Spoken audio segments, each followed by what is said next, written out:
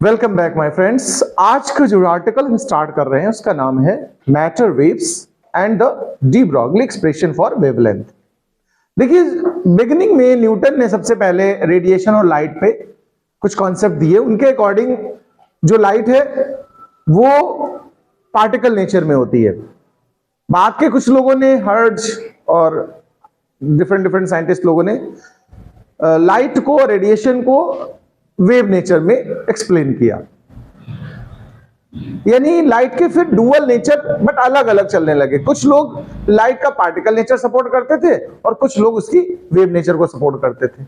1924 में फ्रांसीसी scientist Louis de Broglie ने यह प्रूव किया कि लाइट हो या कोई मैटर हो जो प्रोपगेट करेगा, जैसे इलेक्ट्रॉन्स बीम, फोटॉन बीम, तो उनके साथ वो पार्टिकल तो हैं but they also associate a wave. It means matter and radiation and light have dual nature. Okay, अब उसके लिए उन्होंने कुछ वेवलेंथ वगैरह का एक्सप्रेशन बनाया जो मैं यहां डेवलप करूंगा। तो पहले थोड़ा सा इतना डिस्कशन लिख लिया जाए, फिर आगे बढ़ते हैं। तो आप लिखेंगे according to de Broglie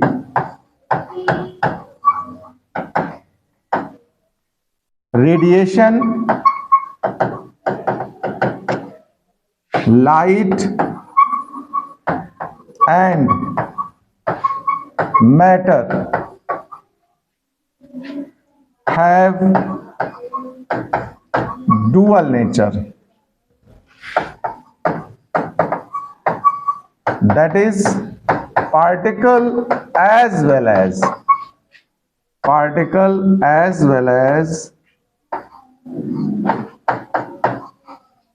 wave nature.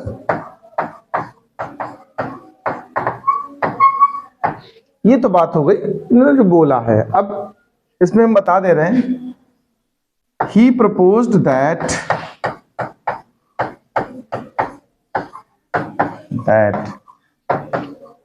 When electron beam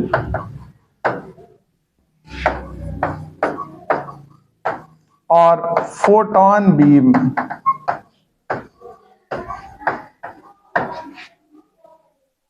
propagates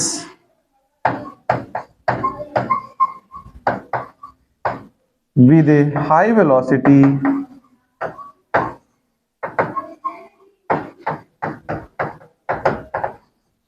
it associates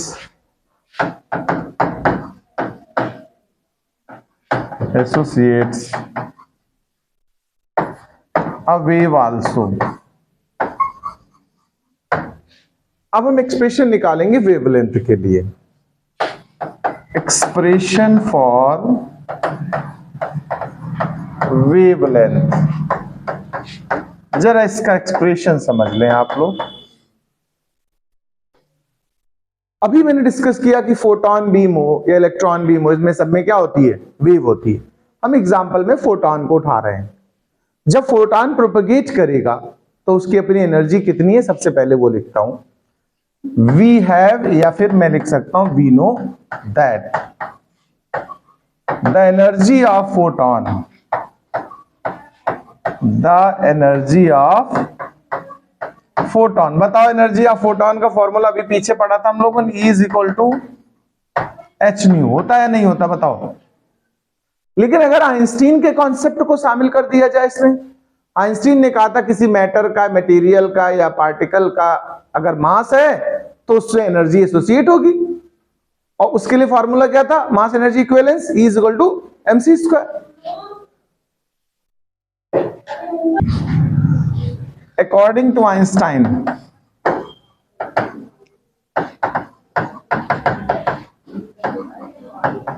spelling अपना देख लेना। अकॉर्डिंग टू आइंस्टाइन E = क्या होता बच्चा लोग? mc²। और फोटॉन की एनर्जी भी, फोटॉन में मास है, तो इन दोनों को इक्वेट करा लीजिए। देखो क्या बनने वाला है। E यानी h न्यू = mc² बनेगा। अच्छा, आपने पढ़ा होगा C = न्यू लैम्डा। हमें वेवलेंथ एक्चुअल में इंट्रोड्यूस करनी है। c is equal to nu lambda, सुना कि नहीं सुना आपने? तो nu is equal to c by lambda यहां लिख सकते हो कि नहीं बताओ? तो ये बनेगा h c by lambda is equal to m c square. आप ध्यान से देखिए, एक हमारा c कैंसिल हो रहा है, तो h by lambda is equal to m into C आया है। यहां से लैम्डा का हम इक्वेशन अगर फॉर्म आउट करें तो बनेगा h बाई एम सी। देखो first equation de Broglie wavelength का ये है। अब इसके कुछ मॉडिफिकेशंस कर रहा हूं। हियर c का मतलब क्या है? Speed of photon, speed of photon, यही तो है, लाइट है नहीं। और अगर इसको हम पार्टिकल की तरह सोच ले, या फोटोन की जगह कोई दूसरा पार्टिकल होता तो उसकी स्पीड आती है यहां पर, और उसकी स्पीड हम लोग v लिख सकते हैं कि नहीं बताओ? तो पहले ये देखो, मास इंटू वेलोसिटी का प्रोडक्ट है, तो इसे हम क्या लिख सकते हैं? मोमेंटम। तो एक फॉर्मूला बना है h अपान p। p क्या है? Momentum of photon.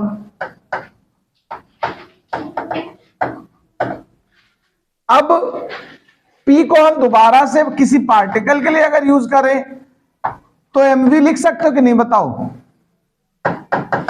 For any particle. वो स्पेशल था हमारा फोटोन के लिए, अब ये बन गया पार्टिकल। p इक्वल टू क्या होता है? mv, पार्टिकल वर्सेस, अगर सोच लें इस बात को। अब हम इसको काइनेटिक एनर्जी के फॉर्म में भी लिख सकते हैं। डिफरेंट फॉर्म बना रहा हूं, एक्सप्रेशन हो चुका है। हम कह सकते हैं काइनेटिक एनर्जी होती क्या है? हाफ mv स्क्वायर होती कि नहीं होती बताओ? यहां से 2 और m से मल्टीप्लाई कर दो बोथ साइड, तो 2 कैंसिल हो जाएगा, m स्क्वायर v स्क्वायर बना। और m स्क्वायर v स्क्वायर को क्या लिख सकते हो? बोलो, p स्क्वायर नहीं लिख सकते हो? तो p इज इक्वल टू क्या बना? रूट 2m के। अब अगर हम लैम्डा को लिखना चाहें तो यहां p को क्या लिख सकते हो? अंडर रूट 2m के। तो ये काइनेटिक एनर्जी के फॉर्म में आ गया, h by under root 2m के। देखो ये डी ब्रॉगली वेवलेंथ का एक एक्सप्रेशन हो गया। डिफरेंट डिफरेंट तरीके से हम लिख रहे हैं। अब हम लोग इसको इलेक्ट्रॉन के लिए भी बना सकते हैं, या किसी चार्ज पार्टिकल के लिए इसको यूज किया जा सकता है। अगर हम कहें for any charge particle,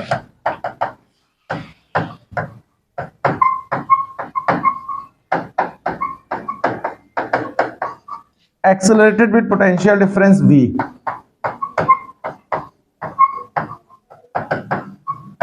potential difference v potential difference के साथ। तो वैसे पोटेंशियल डिफरेंस का फॉर्मूला आपने पढ़ा होगा, v is equal to W by q naught, या क्यू पढ़ा कि नहीं पढ़ा? और वर्क की एनर्जी होती है, तो इसको हम काइनेटिक एनर्जी में अगर कंसीडर करते हैं तो k बाई क्यू। तो फिर काइनेटिक एनर्जी का फॉर्मूला क्या बन के तैयार हुआ? qv। तो अब इसको कैसे लिखा जा सकता है? देखो डिफरेंट डिफरेंट स्टाइल्स बना रहा हूं, बस स्टाइल में रहने का, ठीक है। 2mk, k की प्लेस में क्या आ गया? q into v, v for potential difference.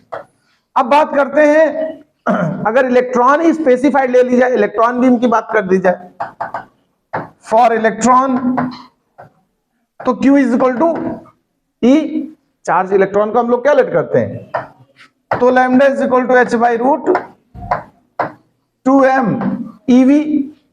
यहां ध्यान दो, v को छोड़ करके, v फॉर वोल्टेज, बाद बाकी सब कांस्टेंट जिनकी वैल्यू फिक्स होती है।